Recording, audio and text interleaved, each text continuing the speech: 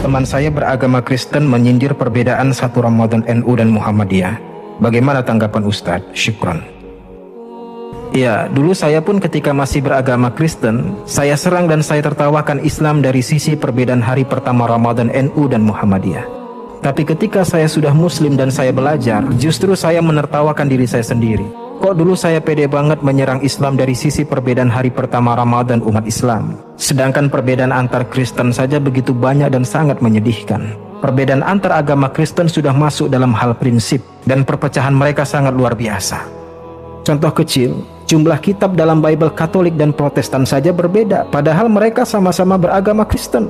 Katolik 73 kitab dalam satu Bible dengan rincian, Perjanjian Lama 46 kitab, Perjanjian Baru 27 kitab, tambahan 7 kitab dalam Perjanjian Lama disebut Deuterokanonika, seperti Tobit, Yudit, Kebijaksanaan Salomo, Sirah, Baruh, 1 Makabe dan 2 Makabe, total 70 kitab dalam satu Bible umat Katolik. Sedangkan Protestan satu Bible 66 kitab, lebih sedikit jumlah kitabnya dari Katolik, padahal sama-sama Kristen. Mana kitab yang benar? Kitab Protestan atau kitab Katolik?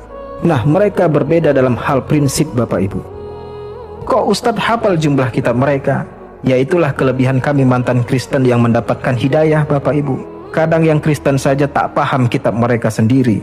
Itu pembahasan jumlah kitab. Sedangkan kita umat Islam, jumlah surat Al-Quran NU dan Muhammadiyah beda atau sama, Pak? Sama. Tidak ada perbedaan jumlah surat Al-Quran NU dan Al-Quran Muhammadiyah.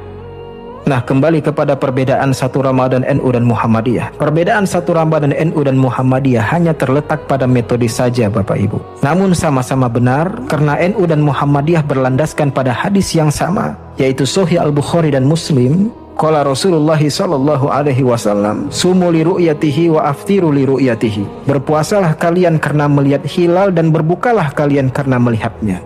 Hadisnya NU dan Muhammadiyah sama, namun hanya berbeda memahami kata ru'yah, itu saja.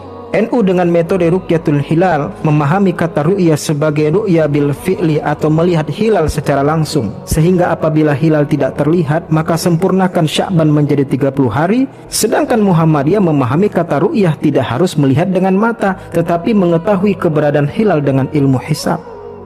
Apa itu ilmu hisab? Nah, ilmu hisab yang sebenarnya adalah ilmu perhitungan matematis dan astronomi. Dan ilmu ini yang digunakan untuk menentukan waktu-waktu ibadah dalam Islam. Artinya dihitung kapan hilal sudah terlihat tanpa melihat langsung. Ini metode yang dipakai oleh Muhammadiyah.